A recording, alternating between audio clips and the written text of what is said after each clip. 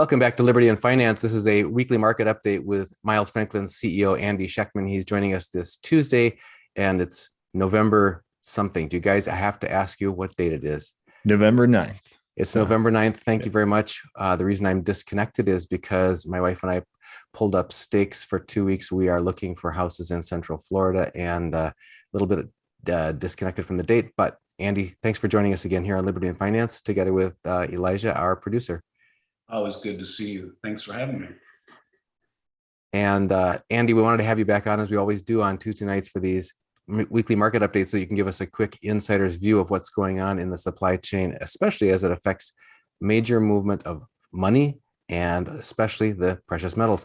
We were talking just before we got started about some of the things you've been warning us about for a long time, to the point that some people are saying, boy, you're just crying wolf, are actually playing out. And we're starting to see some of those concerns realized and some of the supply drying up for physical investable silver, and also a real shift in concern on people's minds and concern in the marketplace, and the scale of orders that people are placing is having a real impact on what's available. And then that might even affect, I think we're going to roll into some questions that have been submitted by viewers about how that affects Miles Franklin's ability to serve its mission. So, but can you start out real simple? How is the silver supply going right now? And where are you seeing specific facts you can point to that people need to be aware of in that regards? I think it might actually be the worst it's been in 20 months. All of a sudden, the items that I have chosen to rely upon because of value, the Britannia, the Kangaroo, the Krugerrand, the Philharmonic, they're really difficult to get. When we look at the Britannia, we talked a few weeks ago how the UK Mint ran out of silver blanks. They're on to 2022s, but they ran out of silver blanks for said 2022s.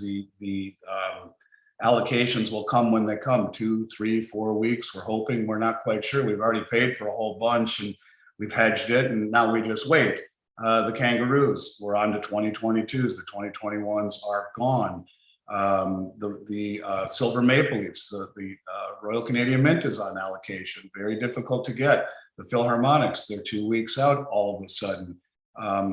It's happening, and I knew it would happen. And I'm not crying wolf. I say this to you because, look, I'm a lot more wise than I am smart, and you become wise by just being there, being present. For 31 years, I've seen so many things, and the things that I've seen that have shaped me or my thinking on supply center around mints that continue to run out of product in times when no one was buying anything, when the demand was a fraction of what it is right now. The expansion in interest to people who have never owned precious metals before is it's extraordinary, as is the amount of money people have in their accounts, and they're trying to figure out ways to shelter their money. Over the last 20 months, they talk about a K-shape, and it's true. The people who are wealthy, who have assets, have watched their assets, whether they be stocks or bonds or collectibles or real estate or whatever it is, or cryptos or automobiles or baseball cards, whatever it is, they've gone crazy. Valuations have really exploded. And when you're talking about cryptos and you're talking about financial assets, cryptos, stocks and bonds, people are afraid. We talk about how no one wants to leave their money in the bank these days. We hear it over and over and over again, the same statement: I just don't trust the banks. I don't want my money in the banks. But the amount of money that people are coming to us with is way higher than it's ever been. The interest is way higher than it's ever been. And then you listen to a guy like Andrew Maguire, who says that India has just imported more silver than they have in years, and Turkey's buying up all the 1,000-ounce bars. And I mean, I believe this. You have to really not be paying attention to see the value in silver. Now, gold is still available, and it's fairly readily available. And that's because over the last 2 years, we talk about how 95% of every order that we ever do has silver in it or is exclusively silver. So getting silver is ridiculously hard all of a sudden, ridiculously. And I'm very concerned about it. Really, the only things that we have in stock are some bars, which we'll talk about later tonight, Silver Eagles I have a lot of, but Silver Eagles at $9.50 over spot puts us as competitive as anyone in the United States. And is that too expensive, or is that really fair value for the Silver Eagles? I don't know. Maybe time will tell. Is that the way of the market saying to us, silver really isn't $24, it's actually $33? Is that what it's telling us? The fact that we've been able to sell Britannias and Kangaroos and Philharmonics and Krugerrands for under $4 an ounce has been great. And now all of a sudden, if you want them, we'll lock it in, but you're going to wait 2 weeks. And let's talk about what happens when we do this, because when you and I first started working together, in a comprehensive way. Remember, we had a several $1 million order placed with the Royal Canadian Mint. We took orders. We were expecting it in a few days. And what happened? Because of the pandemic, the Royal Canadian Mint shut down with all of our product on the floor of the Royal Canadian Mint. The same thing happened with the US Mint. In total, it was $3-4 million worth of product just sitting there. But I'll give you another example. So we had $7 or $8 million worth of product that we had been promised we would have 10 days ago. We had a large shipment on a Brinks truck that left Houston for our North Dakota vault. On the way, they had to stop in Salt Lake City. When the truck reached Salt Lake City, the 2 Brinks drivers quit because of the vaccine mandates, where the truck sat in their gated lot for 6 days before they found 2 drivers to bring it up to us, which was, 8 days late. People weren't very appreciative of the fact that they were promised product and 8 days later they were getting tracking numbers. But these are the things that are out of our control in a supply chain gone mad. And whether it be coming from the sovereign mints or logistics problems here in the States, I'm telling you, it is going to shape this market. I've said this to you now for over a year. I've been early, but I see it clearly, and I've seen it clearly. And with the expansion of interest, it's a full-time job for 2 people, and it literally is keeping me up at night wondering where and how we continue to keep the wheel moving. I hope we're able to do it, but I'll tell you honestly, it is it's more difficult than it's ever been, and I think it will only continue to be that way, and you'll only see premiums go higher. That I do believe. One of the other dynamics that you mentioned along the way there was people having amassed larger sums, many people, or others people haven't necessarily amassed so much of sums as they just are reaching that concern about unprecedented levels of overreach by government in every area of our lives, including our financial lives. And they're seeing official announcements about the government's plans to continue that direction. There's no sign of abatement of returning to any kind of, constitutional money at this point, or, protecting people's private property rights and that kind of thing. They're just, every step that we keep hearing is bringing more concern in ordinary people's mind at every financial level, whether it's somebody who just has able to afford a few ounces of silver, or to people who are wanting to move over a major part of their nest egg and get it out of the system, get it out of the brokerage, out of the stock market, out of the financial markets, and out of the banks. In the face of all of that, one of the questions that people have asked is, how will Miles Franklin be able, or other dealers be able to continue to meet the mission that they have for putting metal in the hands of ordinary people, either through sales or swaps or buybacks? And they are talking about, if the currency, if the silver price skyrockets because the currency is plunging, and the supply chains are snarled up, and the banks aren't trusting each other, and there's all these dependencies that have to be at least somewhat working in order for us to meet our mission. And I've had clients just in the past week ask me flat out, how do I have confidence that Miles Franklin's going to be there to be able to buy back my silver if the price goes skyrocketing? No dealer has that much money. Or, what's Miles Franklin going to do if there's a strain on the COMEX? Don't you guys have to have the COMEX functioning for you to function? And it brought me back to my days in engineering, my whole training of what they call failure mode effects analysis, FMEA. It was invented by NASA in the 1970s, and it's about looking at complex systems and saying, what are all the possible failure modes? What are all the ways that this could go off the rails? And what can I do about either predicting, detecting, get early warning signs, have workaround plans, have a plan B, have redundancy built in, or other methods of surviving that. And I know you've talked to us in the past about having like gone out on a limb during the pandemic lockdowns and acquiring, a lot more metal than was obvious was going to be needed. Going out on Miles Franklin's credit, to pull in extra metals to be prepared for the storm that you saw coming.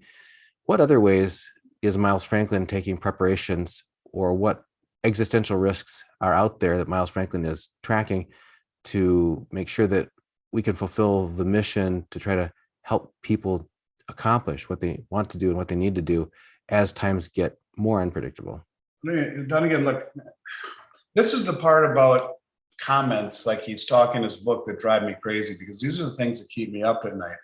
We have a very deep and diverse supply network. We've been doing this for 31 years, and we have friends that in the industry that most of the other online companies don't even know exist, and they're not the big primary distributors, to which we have relationships with all of them, but they're a step or two below, but have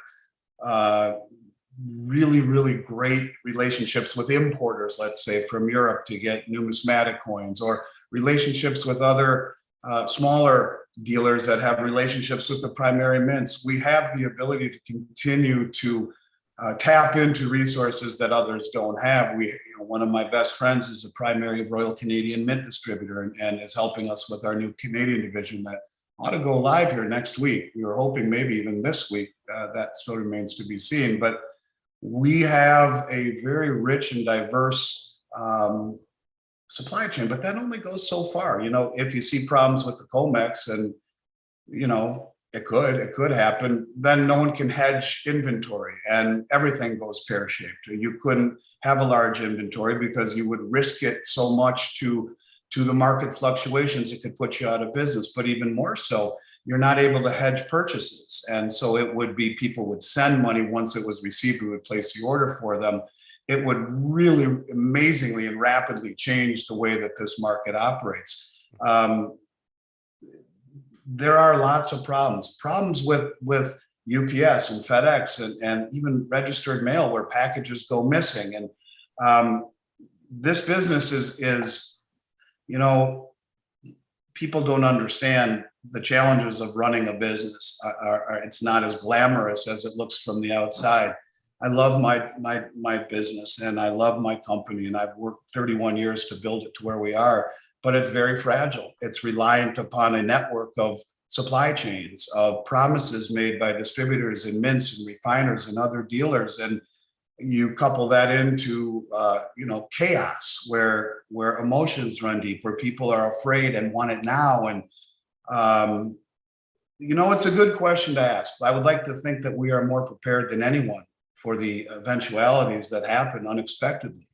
But there are a lot of things that happen unexpectedly that can very quickly change the way things work. Look, the bottom line is this: we have a very, very rich, diverse network of suppliers, and I would like to think much more so than everyone else in the industry. And that's even becoming very challenging. Just the other day, I had someone who wanted to buy gold Krugerrands, and finding gold Krugerrands, which is something that should be very easy, was really very, very difficult. And so as more and more people wake up to what's happening, I think this will only become more difficult. But if you see some sort of an event like we saw a year and a half ago, it doesn't have to be a virus. It could be anything. It could be an economic event. It could be a monetary event.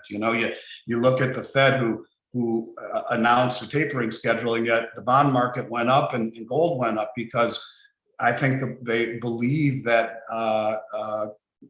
Powell won't be reelected, that they're going to hire a very dovish new Fed chair that will acquiesce to modern monetary theory, to the fact that we really can't taper. When they announce taper, it's just a token tapering. But when the public realizes that inflation is real, it's here to stay, that it's not transitory, that it's structural, that the supply chain problems will take a few years, maybe longer, to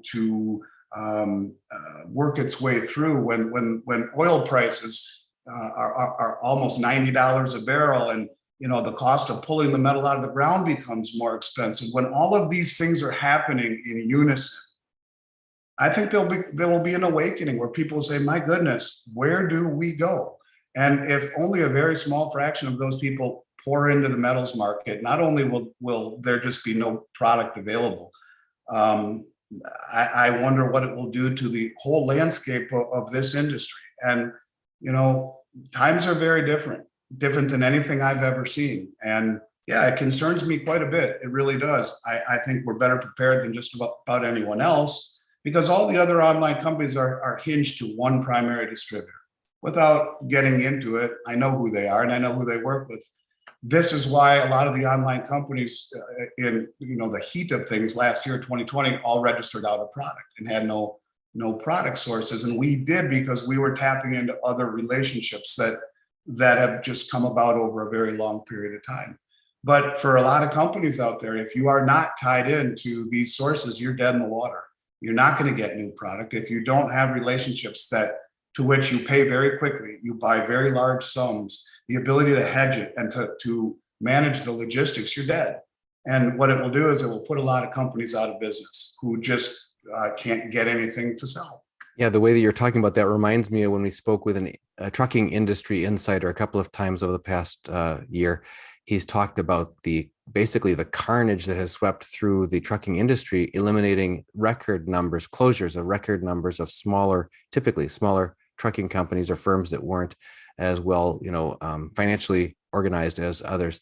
And we've seen that in the broader economy too. There's been so many mom and pop shops that have closed, small businesses, and it's really favored this economy of massive scale. But what you're talking about there, seeing almost in unison the same products going out of stock at major, apparently different dealerships. One's big name flagship dealerships that people are aware of, all running out of the same things at the same time, seems to point to commonality of supply chains.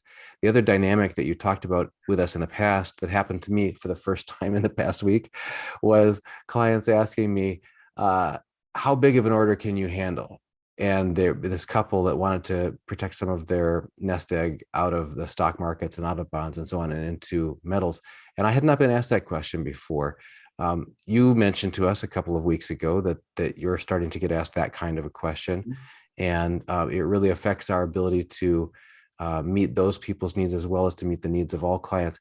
Any new insights in that regards, as far as the scale, the frequency, the amount of new requests coming in for people who are for the first time wanting perhaps to start acquiring metals that never have before?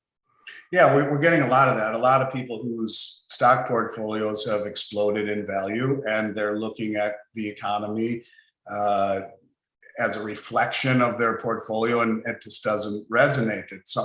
There's a disconnection, and they're looking for ways to look. It's easier to make money these days than it is to keep it. And I think people are beginning to realize that. If I had to cite one example of what is really different, is the fact that for the past 4 years, gold and silver, and when I say the word gold, I mean silver too. I have a bad habit of doing that. But let's say metals have taken a backseat to Bitcoin and cryptocurrencies. And, a lot of the people who own cryptocurrencies would look at precious metals in a not so favorable light. Remember, I've always looked at gold and silver as wealth.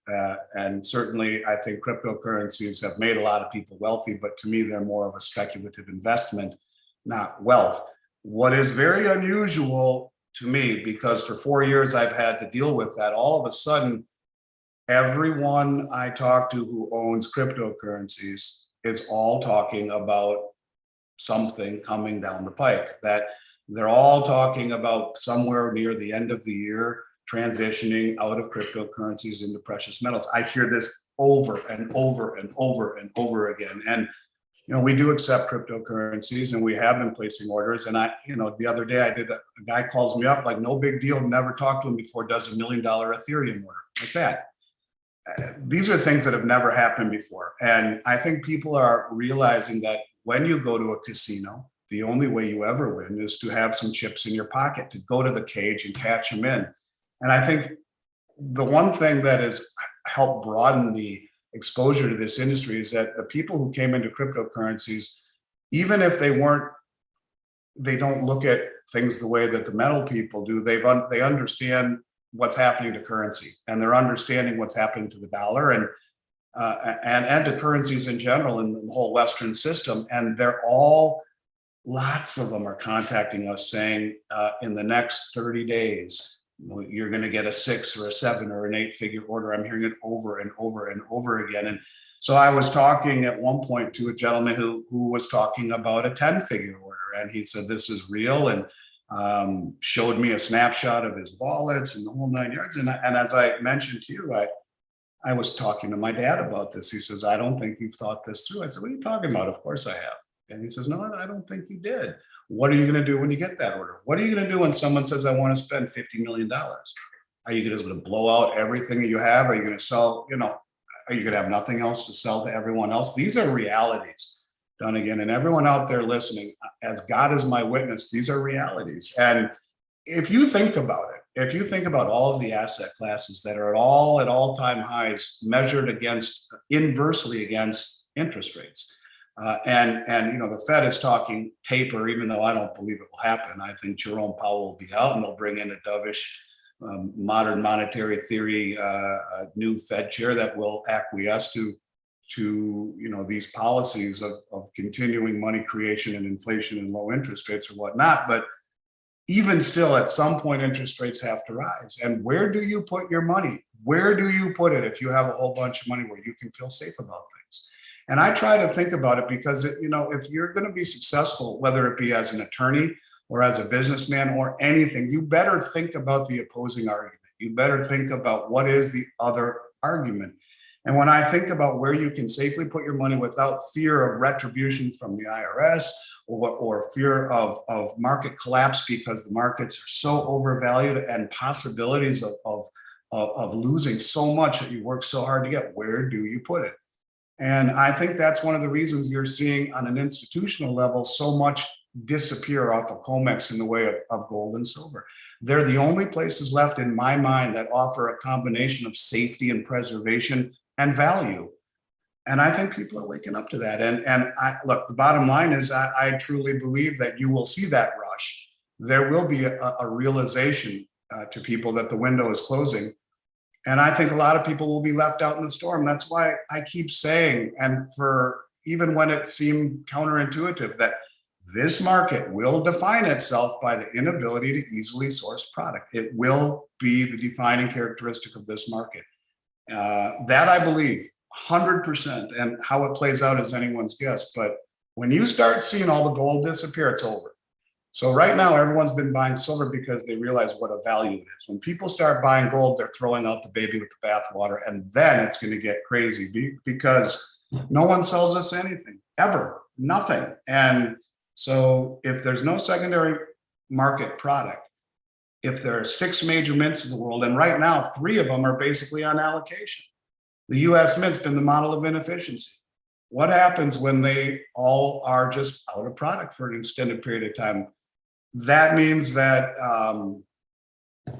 that dealers like me are going to have to really, really, really work hard to get product, and first come, first serve. I don't even know, Dunnigan. It's a real problem, and it's a real question. And I hope people can see my sincerity, because honestly, I think we're closer to that than we've ever been. When I call my head trader before this show and say, what does supply look like? Well, everything is 2 to 3 weeks out. Maples, Philharmonics, Britannias, Krugerrands, Britannias.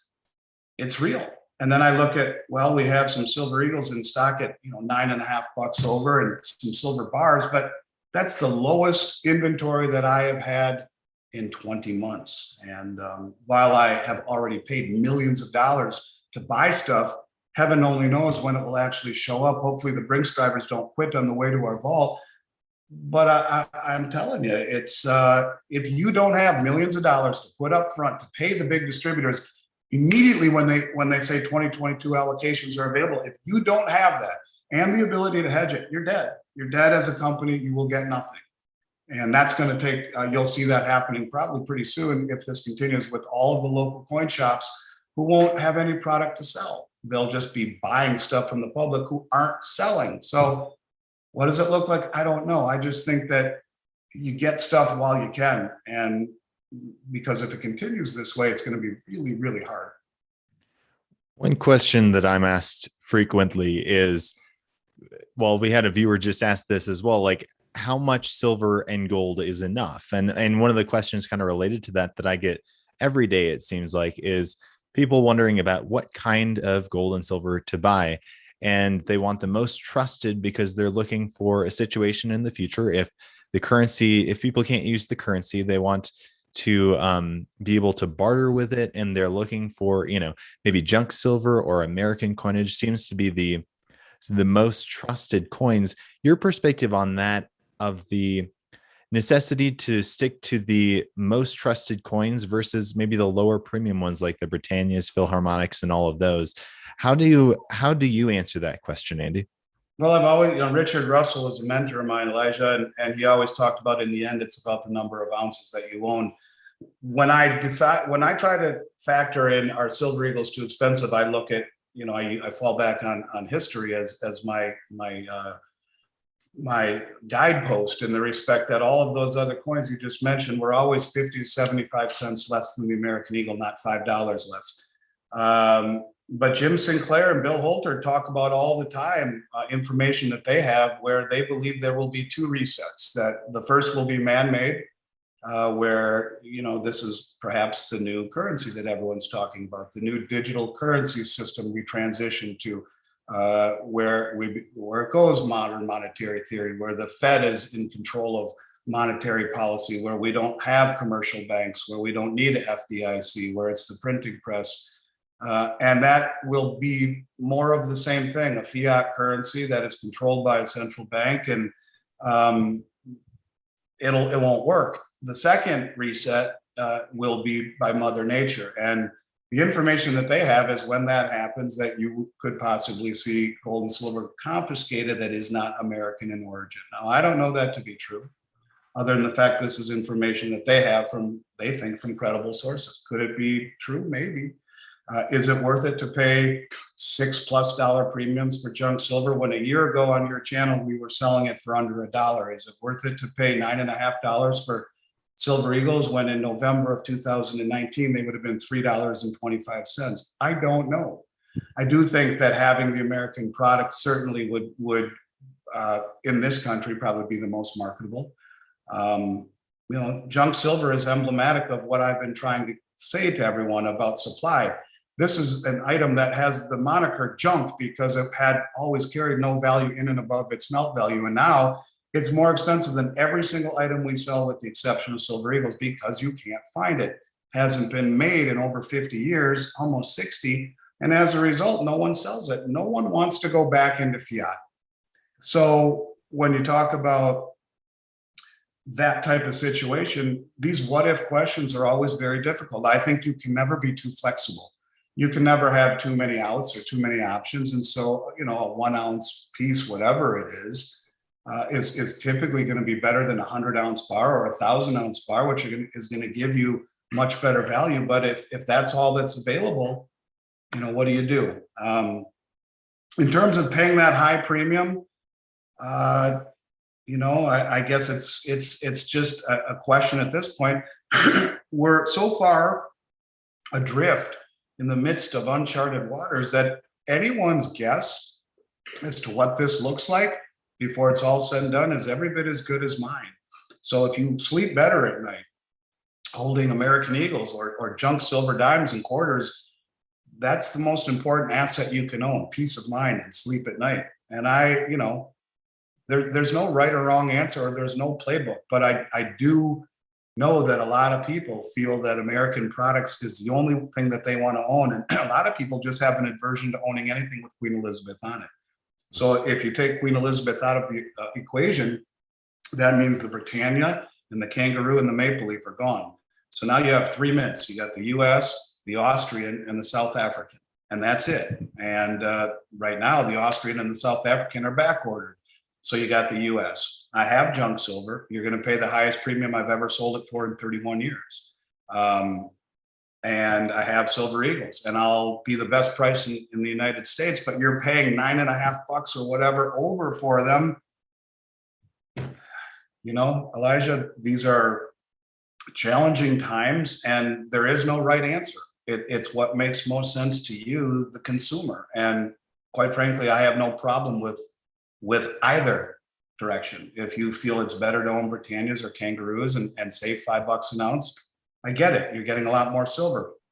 If you feel when the rubber meets the road that Lady Liberty will be the only thing that attracts demand, or perhaps even allows you to keep it in the face of desperate governments enacting desperate policy, you may be right. And I guess we'll just have to see. And this is one of these deals where we're trying to prepare for eventualities that we don't know how it shakes out. So if you think that buying American Eagles gives you the greatest chance to be able to weather the storm, then that is the path that should be taken.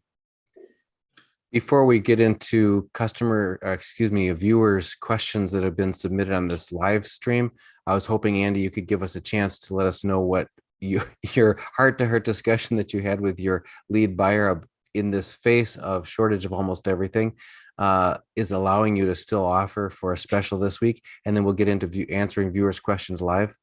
Yeah, so, I have some things that are coming in. I have some more of those Noah's Ark coins that'll be in next week. I have a whole bunch of Silver Eagles in stock. A lot of them, maybe 65,000, and probably because I've told everyone for the last several months that they're too expensive. I have some backdate silver maples. I have things. I have odds and ends in stock, which will be on our new inventory list tomorrow. But the one or two items that we have a good amount of that we can sell promptly would be bars, either a kilo or 100-ounce silver bars. Now, here again, 100-ounce bar is probably not the best thing to barter with. A kilo bar is about the size of an iPhone. It's 32.15 ounces, about 2 pounds, and I like them. I also have some 10-ounce bars in stock that don't pertain to this particular special, but at $269 over spot for kilo or 100-ounce bars, that's going to be the best price in the country. And I have sold an awful lot of kilo bars lately. I've thought they've been kind of the sweet spot in terms of value, and we've been able to get a whole bunch of them. But I'll tell you what will really make me scared is when I sell out of these. When we sell out a kilo and 100-ounce bars, at that point, it's really, for the most part, if that were to happen tomorrow, it would be Silver Eagles and some backdate maples and some Noah's Ark coins and some odds and ends, or junk silver at over $6 an ounce. This has never been like this, really, since you and I have been working together for almost 2 years. And the only time that even comes close to this would have been 2008, when everything was gone, everything. And I've seen that. And in 2008, the amount of business and demand was a fraction of what it is right now. That's why I say the things that I do. In 2008, when the price of silver went from 21 to 9, every major market around the globe was out of product. Every mint was shut down. Every one of them, every dealer had no product. Every refinery had no product. Nothing. I'm talking nothing. And when they finally came back on 3 months later, you paid 100% premium with 8-week delivery delays to get Maple Leafs. With $9 silver, you'd pay $18 and wait 2 to 3 months. So could it happen again? Absolutely. I expect it to. So when you talk about getting kilo bars and getting 100-ounce bars at $269 over, the price is as good as it's been in 20 months, at least on this stuff. May not be the coins you want if you want to get those coins I mentioned without buying the Eagles or Maples. And the Maples are like 5 1/4 over. They're not outrageous. But if you want the other ones, the Britannias, the Kangaroos, the Philharmonics, or the Britannias, the Krugerrands, you're going to have to wait the minimum of 2 weeks. And for a lot of people, that just doesn't fly. So this is really good. The only downside is the slight loss of utility that you would have in a 1-ounce piece. But from a value standpoint and from an immediacy standpoint, yeah, it's as good as anything I've had to offer since we've been doing this. And just to clarify, at this price, this $269 over spot for the kilo and 100-ounce bars, that will be random designs. The people will order the number of bars, but then we'll ship what we can get our hands on in terms of. Yeah, and I guess in fairness, it's important. You could argue that this ad's slightly misleading. They're not going to be Royal Canadian Mint bars, and they're not going to be Pamp Swiss kilo bars. The kilo bars that I've been selling at this rate have been Valcambi, which to me are every bit as good as the Pamp Swiss. They're a very, very respected Swiss refiner. In terms of 100-ounce bars, it could also be the Valcambi, it could be the CNT Eagle bar. These are all very, very great bars. The Royal Canadian Mint and the Pamp Swiss, I know that we put this together this evening and we're looking for some images as we were trying to find something to bring to this that would be a special price. We threw those up there, but fairness in advertising, the Royal Canadian Mint and the Pamp Swiss bars are the two most expensive bars. And while we have some of them, they will be a little bit higher. But what you're going to get in return will be brand new good stuff, whether it be Valcambi or CNT or Asahi or whatever it is. They'll be really, really good, brand new, not secondary icky stuff. So look, I have no problem buying the bars at all. I like the kilo bars and the 100-ounce bars a lot. And I think it's better to get some of this than to, to lose sleep over not having the order that you placed for potentially 2 to 3 weeks. And that's what these are, will be an immediate delivery and a really good product at a really great price. And this is in the silver arena. We also have something in gold. Yeah, we have the Rand Refinery 1-ounce gold bars at $65 over the Rand Refinery. Now, here again, these are 1-ounce bars. The bars that we have will be carded. They'll be in the assay cards. The Rand Refinery is, the mint in South Africa that makes the Krugerrands, and 4.9 fine gold. That's fantastic. We have gold coins also. Gold is not as in short supply as is silver, but what this offers is the best entry point without giving up any flexibility or utility in size. So at 65 over here, again, this is as good of a price as we've seen for the most part in the last 2 years on a 1-ounce gold piece, and brand new at that also. And again, remind us of availability on these. Unlike the coins that have a multi-week wait, these are in stock, as are the silver bars, ready to be shipped immediately. Okay. And Eli, in addition to that, in the live chat, as we're live streaming this, any additional questions about either things we have talked about or topics that we haven't talked about that viewers are asking? Yeah, definitely. So we had one viewer, actually, you were talking to Andy about the hedging process and how that all works. And then again, you were talking about that at the beginning. Will we still be able to do that? This viewer is just wanting to know, how does that really work on Miles Franklin's side, hedging metal? So if I have 1,000 ounces of gold in my warehouse, if I just leave it there, now without doing anything, if I don't have the ability to hedge it, which I'll explain in a moment, that gold sits in my warehouse susceptible to fluctuations in the market. And when you see, one of the things about the silver market in particular that is different than most commodities are the large intraday swings that you see where, bang, it falls off a cliff at 10 a.m. and falls by 5, 6, 7%. You don't see that in most other commodities. This is a very manipulated market that is controlled by some banks. And we can talk about the January 1st Basel III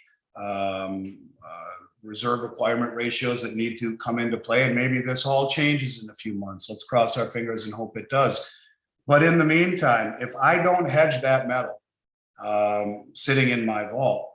In other words, if I have 1,000 ounces in my warehouse, I'll sell 1,000 ounces on paper on COMEX. So it's not selling short, it's selling covered because I have the metal to back it. So here's the gold in my warehouse, here's the short on COMEX, and the price of gold drops by $8, my short goes up by $8, and vice versa. It allows me to be market neutral at all times. It allows me to have a very large inventory.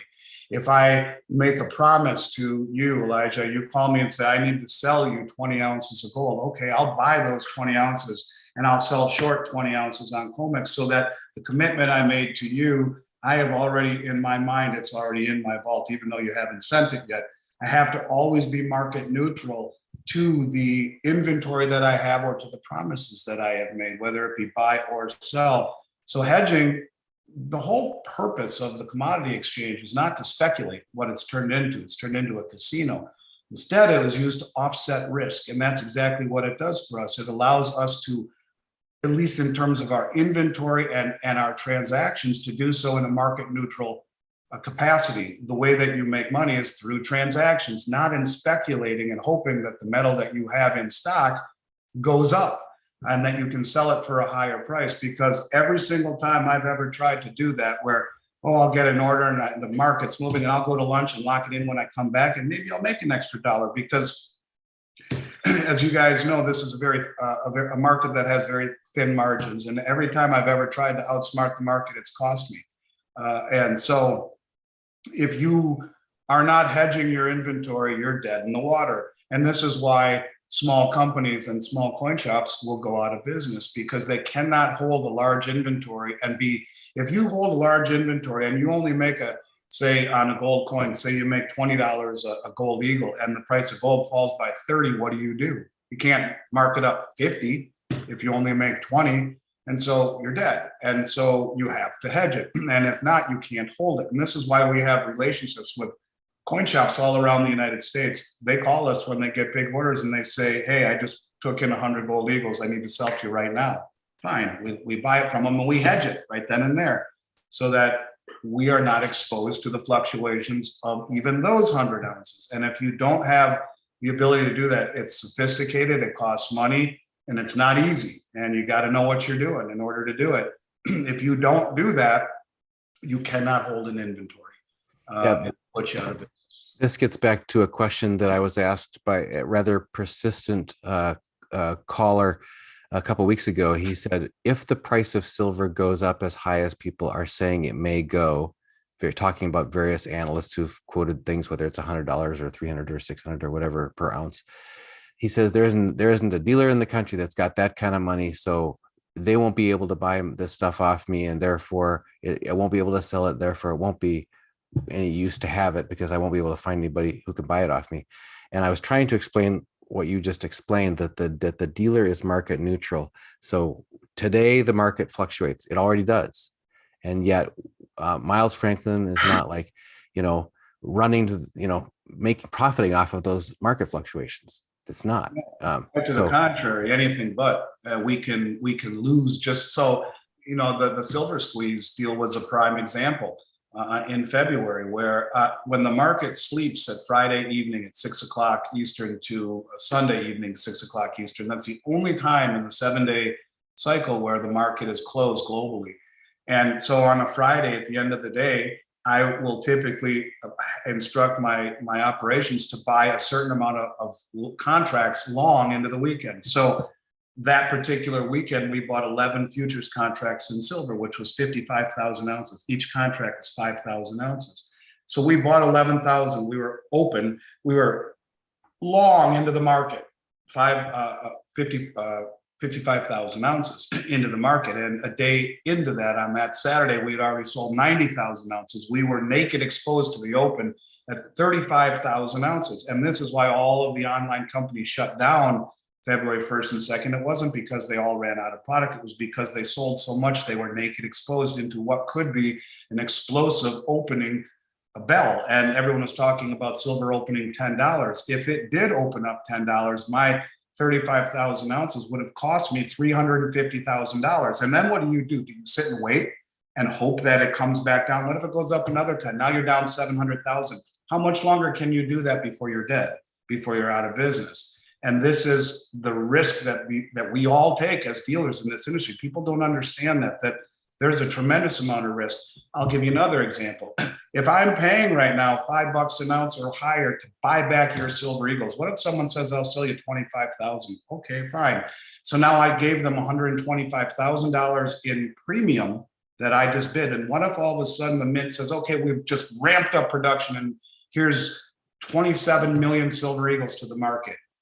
All of a sudden the premiums drop and now I'm exposed. I can't hedge the premium. There are risks involved in this industry related to volatility, and you use the COMEX to hedge the exposure to the metal. You can't hedge it in regards to premium. In 2007, 8, and 9, $20 gold pieces, the gold numismatic coins, in a grade like MS62, for the listeners out there who don't know what that is, MS stands for mint state. That means brand new. That means uncirculated. Gold coins that you get now, American Eagles or Maple Leafs, they'll all be mint state 69 or mint state 70, all of them. when they come out of the mint. Mint State 70 is a perfect example. Perfect. With the old numismatic coins, if an MS 70 would be in the Smithsonian, but the 62s and 3s were trading at $600, $700, $800 premiums to $1,000 gold price. And so if I were, and I flew all around the country for 2 years telling people swap into gold bullion, get out right now. There were 4 companies, auction galleries, that were bidding these extraordinary premiums. So I would go to someone and trade them. I would take their 1,000 MS62s and give them 1,650 gold eagles. But those 1,000 gold numismatic coins that I paid $600 a piece for, $600,000, I have no way to hedge it. And if the price drops and the premiums drop, I have no way to hedge it. There is a lot of risk involved in this industry. And if you look at premium as something you can't hedge and you risk yourself to speculation, to fluctuation, if there's no COMEX, the whole thing is that. And all of a sudden, you do not have the ability to place large orders without front wire in your possession. Then we lock in the order, and then we hope we have to compete with everyone else. What has given us a competitive advantage in supply, and again, is the relationships I have with all the dealers around North America that know that I will pay upfront 3, 4, 5 months in advance, and I can hedge that exposure. I pay for it, I own it, but I'm not going to get it for 90 days, 120 days, whatever. I still have to hedge it and run the logistics, track it, and do all of those things. If you don't have that capacity, you're dead. If all of a sudden the COMEX market doesn't allow you to do that for whatever reason, it's over. And so that would be the biggest detriment to this industry above all, would be a COMEX market that breaks. And that period of time before something rises to fill the void would render this market literally paused. It would just stop. And at that point, you don't call and say, I'd like to buy. You'd say, how can I wire you money? And when you get it, please lock it in for me immediately. But then you're just one of everyone else competing with a very small pool of inventory that everyone is calling, trying to get right then and there. Instead of buying it 90 days in advance, most companies don't do that. Most companies don't have the ability to do that. They don't know the people to do that. They don't want to tie up their money for 3 months and hedge it. And there's a lot involved to supply that people don't understand. It's not just we buy it, it shows up in our warehouse and we sell it. No, it's like running a trucking business. We have to run logistics and hedge it and plan and run the calendars. And then once everything finally makes it here, then we get a Brinks problem where the drivers quit, and 6 days it just sits in a parking lot at Brinks, secured parking lot, but we're at the mercy of the whole system. So when I say all of these things that I've been saying for a very long time, it's not because I'm hoping it. It's not because I'm trying to coax people into moving quickly. It's because I've seen it already in periods of time that are nowhere near comparison to what we see right now. In fact, anything but. It was a very, very, very, very small group of people that were buying metals, and now it's expanded and it's continuing to expand. And I think it will really expand when people wake up to the fact that things aren't going to get better real quick, and that we have to deal with inflation for a period of time, and supply chain issues, and rising cost of living. And all of these things are not transitory, they're structural. Thanks for that. And it makes me remember one of the mantras that people have, like it from the Wall Street Silver Reddit community and others, is trying to force the hand of what they believe to be not necessarily honest markets, but to make them honest by making them real, by acquiring physical, that sort of thing.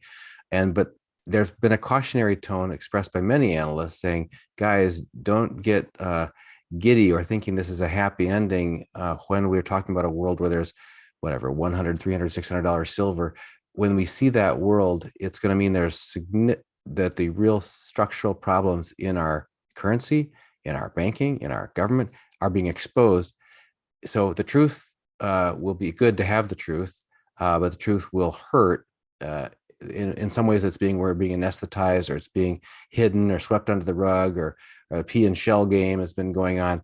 And one of those ways is the smooth functioning of the COMEX market, to be able to do the hedging, for dealers to be able to sell anything. So it's going to be bumpy roads ahead.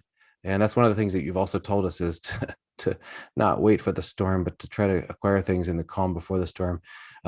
Elijah, any other comments, questions? Let me just from add viewers? one other thing. Go ahead. And the one thing I'd like to add is this is one of the things that I have been saying over and over and over again is that the big money is using the manipulation to run cover for their repositioning. And when you see the amount of silver and gold deliveries off of COMEX backdooring out of the ETFs, the exchange for physical, they're continuing to find more and more ways. Andrew McGuire was talking about that Standard Chartered Bank. They're suppressing the paper price and going in and buying physical from all of the refiners across Europe. That the big money is using the paper price to acquire silver and gold, and it's these price. It's these distortions in price that the COMEX is allowing that is creating these supply chain problems with precious metals because I think a large enough swath of people are realizing that they're inordinately and unjustifiably cheap and they are gobbling things up as quickly as possible. This is why it's happening. And it's not just in North America, it's happening globally. And when the realization broadens to not just us, the people that we've been talking to, but to the people who have scoffed and laughed at people owning precious metals, when they realize that this is happening and they jump in with 7 and 8 figure orders overnight, you will not find anything in this industry. It will disappear that quickly. So, again, I don't mean to keep beating a dead horse, but really it's the only thing that matters. And it's the only thing that it really concerns me. There was a time in 2008, I thought we were going out of business because I couldn't get any product, gold or silver. And this is when no one was buying it. So what happens now when we see a repeat of that? How long will it last? Will it last months? When it becomes available, will the people who are so terrified by what they see happening around us who never transitioned out of these traditional assets, will they just throw everything they have at it? I hope I'm wrong, but honestly, I believe I'm not. And I think this is just the very beginning of what I think will be a very difficult road ahead for companies like mine in getting a regular supply chain, functioning and moving and greased without continual disruptions. From a preparedness standpoint, I just want to echo that will not only be affecting and is not only affecting the precious metal supply chain, but a lot of other supply chains. We've had farmer Joel Salatin on, we've had Steve St. Angelo from talking about energy. We've had others talking about, even Ted Butler talking about how many other commodities are the suppressed prices or the fractured supply chain is really causing a lot of availability of things that people need to live their lives is being disrupted. So it's rough roads ahead. And people, again, from the standpoint of preparedness, as Andy said, you almost echoed Andy, almost a direct quote from the preparedness community. I'd rather be 7 years early than 1 day late. So Sure. your words of wisdom on that. Eli, any other comments and questions from viewers? I think this might be a good one to end on. This is from Pablo. He put it in at the beginning of this live stream, and finally we're able to get to it now. He asks, I noticed the dollar and precious metals both went up. He's talking about recently. Can we say that we have a good tailwind for gold and silver? Your opinion, Andy? Yeah, I do. I mean, you would think when the Fed announces tapering that would not happen. I think the market doesn't believe. I think the market believes that Powell is on the way out, and they're going to bring in a new Fed governor or Fed chairman that will give in to modern monetary theory. There is no reason to see the bond market spike and the metals spike and even equity spike when they announced tapering. It should have been the opposite of that. And a lot of it was priced into it. But yeah, I think that the dollar does have the dollar is right at, I think, the 94 level. This is the area where it's had resistance. And if it falls back down, I think you'll really see a big tailwind to gold and silver. If it busts through it, you may see, in conjunction with rising oil, which would make it difficult for the miners, I think you could see a little bit of a correction, more when we're speaking technical. This is all very short term. And again, I think problem people can make too often is to look at short-term technicals. Technicals are great, but in a rigged market, Are they really great? Are they failing you? Are they maybe saving you a few dollars now in terms of the technical, but are they failing you in terms of waiting for this price where, you know, everything seems green light, time to buy it, and then all of a sudden you can't find it or the premiums are too high. So yes, I do think that we're right at, you know, in terms of where the dollar is, or we're right at that level that if it goes through the 94 level, you'll see a little bit of a pullback in metals, and it very well may. The dollar has been rallying lately. If it hits that resistance and comes back down and starts to move down towards, you know, 85 and below, and you know, once it gets below 80, would be in free fall. It's a long ways away from where we are now, but yeah, the dollar and gold move inversely of one another.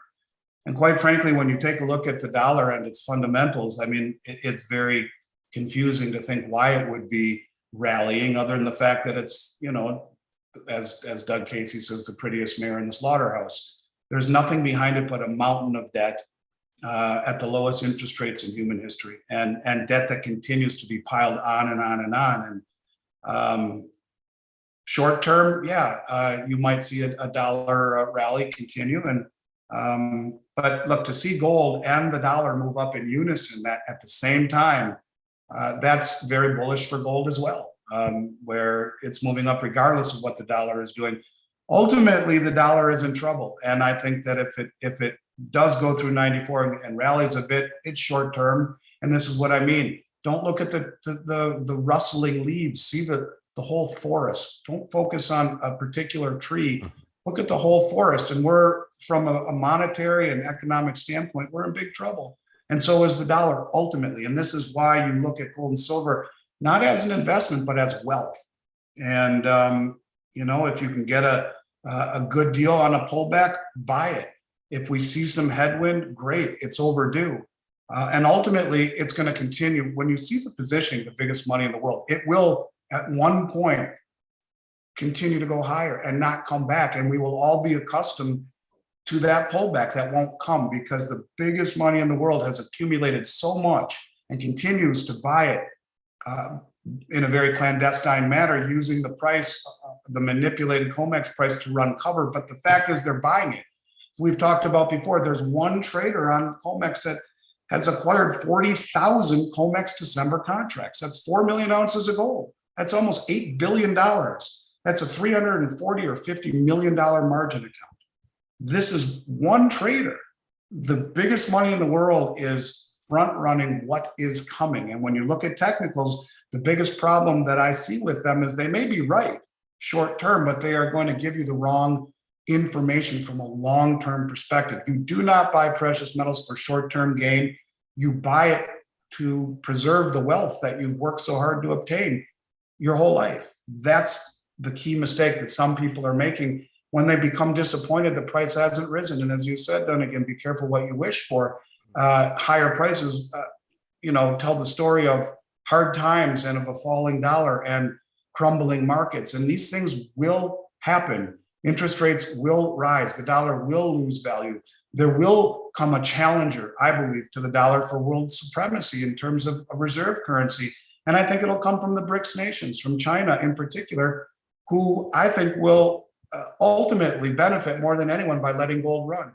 And all they need to do is just start throwing more and more and more money at it, and the price will continue to rise. And the Fed and the banks will not be able to hold it down. They have held it down for a long time to make the dollar seem stronger than it is, but we're getting very close to that game being over. So technicals are valid, I get it, but there's something called painting the tape. And that is that the world knows that all the big funds, and I mean, the banks know, everyone uses technical analysis to gauge their decisions. So that's why they manipulate it the way they do, so that no one looks at it. They manipulate it below moving averages and resistance levels, and they goose the other equity markets and the dollar, and it gives them free rein to scoop things up at subsidized prices when no one else is looking. And if you don't think that stuff's happening, I got news for you. It is. And that is why the biggest money in the world has gone on a 4-year buying spree for gold and silver. They're repositioning. That tells me that ultimately we wake up to a new reality. When and how that happens and what it is, is anyone's guess, but it's coming. That I can promise you. And that also plays into my belief that this market you won't find product at some point. At that point, I don't know what I do. I don't know what Miles Franklin does. We wait it out as long as we can, as will everyone else. But if you have nothing to sell, what do you do? On that note, I notice we're up against the clock, and I wonder if you want to give us a recap of this week's market specials that people can take advantage of while we still have the ability to offer something that's in stock. Yeah, and again, I just want to apologize to everyone. Look, I'm not a doom and gloom person. I'm a very happy-go-lucky person. I think there's a fine line between reality and pessimism, and I hope I'm wrong. I really do. I really do, and maybe I will be. But anyways, I'll always speak from the heart and try and tell things the way I see it. I wouldn't go online speaking to thousands or hundreds of thousands of people and say things that will only make me look like a fool. I say it because I believe it, and I hope my reputation precedes me. In the silver category, the kilo and the 100-ounce bars right now are going to be your best value. We do have other things in stock, like Eagles, like Maples. We're going to have the Noah's Ark coins next week. We have odds and ends that are great. But if you're looking for the best value right now, this is it. It's kilo and 100-ounce bars at $269 over. That will be the best price in the country. They will ship immediately. And 1 ounce gold Rand refinery from the Rand Mint in South Africa at 1 ounce, and they will be carded in assay cards at 65 over. These are all great prices, and they're all immediate delivery. Now in gold, I would also like people to know we have a lot more stuff in stock too. Eagles and Buffaloes and Maples, and not the 2021 gold maple, because the Royal Canadian Mint is on allocation, but backdates. And we do have stuff. So it's not all doom and gloom. It's not all thunderstorms. There's still some good stuff available at a good price, and we'll certainly let everyone know when we get our shipments for 2022 Britannias and Kangaroos, and our next shipment for Philharmonics and Krugerrands. Those are all due in the next 2 to 3 weeks. We'll let you know. And in the meantime, this is available for immediate delivery. And in terms of value, there's nothing comparable right now. I know sometimes we're able to jump on midweek, even if it's not a weekly market update. Sometimes we just do a quick hot story just to get the word out if there's some special opportunity that's come available. And we did that a few weeks ago with the San Francisco Mint boxes, for example. So, and we do still have, I was able to buy the last 85 of those known to exist that I could find. I have 85 of the San Francisco Mint boxes in stock. I have over 50,000 2021 Type 2 Silver Eagles in stock. So if people really want product, we have it. And one other thing, as long as people understand, I don't mind locking in orders for stuff that I'll have in 2 and 3 weeks. We've paid for it. It's hedged. It's coming, minus the supply chain issues. So bear in mind, there still is plenty of time to get stuff, but it sure seems like that time is starting to get a little bit more, it's starting to come a little bit more into focus, that maybe we don't have as much time to get the stuff that we really want, but there still is stuff to get right now, and we'll continue to try to bring the best prices and specials. And we got 2 guys working overtime every day, 7 days a week to do this. So I promise we'll keep doing whatever we can to bring product and keep the mission going. And again, it means the world to me. I've been doing this. I'm 51 years old. I've been doing this since I'm 19. It's all I know. And everything I say to you comes as a culmination of everything I've ever seen. And the one thing that sticks out to me more than anything else in 31 years is that the mints are inefficient as can be, and they continuously run out of product, have for my whole career. I'm really afraid for what happens this time when they run out, what it portrays for this industry. So thank you for allowing me to be candid and honest. And I'm sorry it's not more, good times and party and happy. And unfortunately, that's what we're faced with right now, is the reality of the supply chain that's making my job much, much, much harder than it's ever been. Well, that's all right. You, as much as anyone, know that the origins of our channel, Liberty and Finance, were reluctant preppers, and that origin is based on the preparedness mantra that we are going to be aware so that we can be prepared, through awareness and preparedness. So you're helping us to gain that awareness from sharing your experience. We've been speaking with the CEO of Miles Franklin Precious Metals, Andy Shechtman.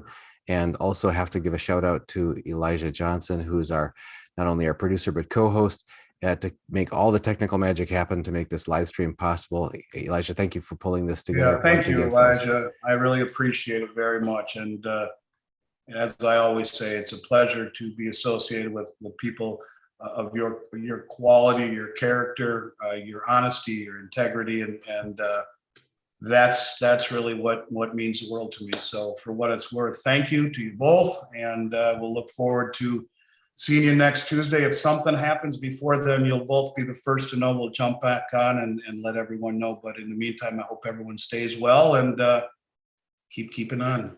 And everyone who's been referring family members, friends, coworkers, everyone, it's been remarkable. We've been getting more and more clients through direct referrals. That's how we help each other, guys. So not only click the like button and the subscribe button and the little bell icon to make sure you get notified, but make sure you go to libertyandfinance.com. That's libertyandfinance.com. Put your name and email address, sign up for our free emails that come out every day with every single interview. All of our links to any resources, including the specials, are in those. And also share the word, share these with friends, pass them along, spread the news so that people can protect themselves, because goodness sakes, we're not finding about this on the mainstream news that we need to protect ourselves. So help each other out. Let's get through this, what's coming together. Thank you so much, Andy and Dunnigan, for having this live stream happen. So awesome. It was great to be here. I'd like to do these for what it's worth. I would like to do them as often as you fellas want to do it. I like it. I think it's great to hear the voice of the public. Let them ask questions, hard or easy. I don't care. I think it's great. So as often as the public wants it or as you guys want to do it, I think it's great. I enjoy them a lot. So anyways, thanks again for the opportunity. I hope you both have a great night, and everyone out there stay well. Take care, everyone. Thanks for joining us on Liberty and Finance. See you guys. God bless. God bless.